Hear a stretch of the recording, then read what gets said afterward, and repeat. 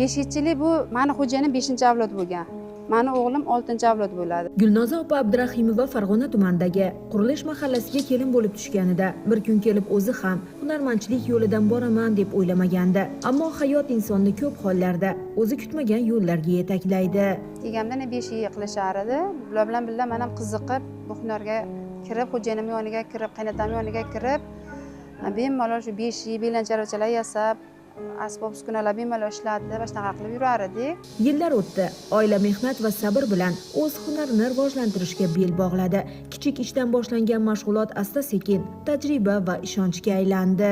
Keyin shu 5-yilda qilib yurib, xo'jayinim bilan mebelga o'tganmiz. Undan shu mebelga oyna olish uchun mebelda oynasiga qiziqqan holatda yarim tayyor bo'lgan mahsulotni olib kelib, tayyorlab xo'jayinimni shu Andijon, Namangan, Qo'qon, Farg'ona tarqatar edi. Uzoq yillar davomida bu hunarmandchilik faqat oilaning kundalik ehtiyojlarini qondirishga xizmat qildi. Biroq Gulnoza opa turmush o'rtog'i va o'g'li bilan maslahatlashib, ishni kengaytirishga qaror qildi. Mahalla mas'ullarining tavsiyasi bilan imtiyozli kredit olib, tadbirkorlik faoliyatini boshlashdi. Davlat tomonidan imtiyozli kreditlar oldik. Birinchi 56 million oldik. Unga endi shu aynida nima qilish uchun xom ashyoga bo'ldi. O'zini kichkina dastgohchalarini oldik. Shunaqa qilib ish boshladik.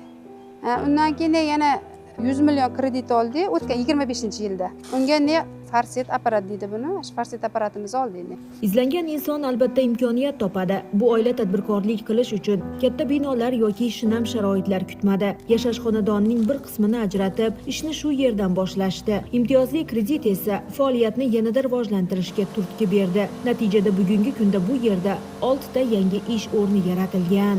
Ham bizga foyda ham keltirdi. Nimagaki biz buni olib kelib, mana bitta oynani tayyor bo'lishi, yarim tayyor bo'lgan mahsulotini 25 mingga olsak, buni tayyorlab qilgan sarflarimiz bilan olib borib sotishimiz 33 ming, 35 ming shunaqa to'xtardi-da. Hozirgi holatda biz o'sha apparatimizda o'zimizda chiqqan holatda 25 mingga to'xtayapti. Bizga endi bo'lmaganda 8 ming, 10 ming donasidan foyda qolyapti bizga. Bir donasidan. Ayni vaqtda xonadonda turli shakl va hajmdagi ko'zgular tayyorlanmoqda. Yangi dastgohlar keltirilishi bilan ishlab chiqarish quvvati bir necha barobarga oshdi. Oldin 7 xil, 8 xil qilar edik. Hozirgi kunda 21 xilga yetkazdik. 21 xil shaklda aynagimiz bor. Bir oyda biz hamma shakllilar, hammasini hisoblaganimizda 4 mingta, 5 mingtani orasida oyna topshiramiz bir oyda. Bir qarashda oddiydek tuyuladi, ammo xonadonning bir burchagidagi kichik imkoniyat ham katta natija berishi mumkin. Bu oilaning misolida bunga yana bir bor amin bo'ldik. Olis qishloqdagi mehnat mahsuli ayni kunlarda respublikaning turli hududlariga yetib bormoqda. Eng muhimi, bu mehnat o'z barakasini bermoqda. Bu buni ishchilarga berganimizdan tashqari, buni qilgan sarflarimizdan tashqari o'zimizga sof daromad 30 million kirib keladi. Bu yilgi rejamiz yillik daromadimizni oshirish, chetga eksport qilish, yana bu aynalarga gul chizish apparati bor, o'sha apparatlarni olib kelib qo'yish. Prezident tomonidan tadbirkorlarga berilgan imtiyozlardan foydalandik. Tadbirkorlarga shunaqa chiroyli imtiyozlar yaratib beryaptiki, foydalanib ulgurmayapsiz. Oilada erkak yoki ayol ishi degan tushuncha yo'q. Gulnoza opaning tabiati shunday. Kerak bo'lsa, erkaklarga xos ishlarni ham bemalol bajaraveradi. Chunki undagi mehnatga muhabbat uni harakatdan to'xtamaslikka undaydi. Hamma ishni o'zim qilaveraman, stanokda ham ishlayveraman, aynada ham kesaveraman. Erkaklar yo'q bo'lsa, erkaklar ishini o'zim bajaraveraman.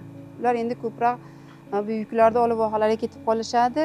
Uni ishchilar bilan birga o'zim shartda o'zim bajaraman. Stanoklarda, ishchilarda hammani o'zim bajarib, ularni mahsulotlarimizni olib borib tashlab kelgunga qadar qolgan zakazlar tayyor qilib berib turaman. Ayol baxti faqat mol dunyo yoki farovon turmush bilan o'lchanmaydi. Chinakam baxt bu oilaviy totuvlik, mehr va xotirjamlikdir. Gulnoza opa ana shunday baxtni o'z mehnati, sabri va intilishi bilan yaratdi. Bu mehnat qilish kuch-quvvat beradi. Men mazza qilaman, mehnat qilsam mazza qilaman, kasal bo'lmayman. Bemalol erim yonida mazza qilib ish qilib yursam, tanam yeriydi. O'zimizga yarasha oilaviy dam olayotgan kunlarimiz bor, dam olamiz, bolalarimiz bilan dam olayotgan kunlarimiz, sayrlarga chiqamiz, bunaqa qilamiz.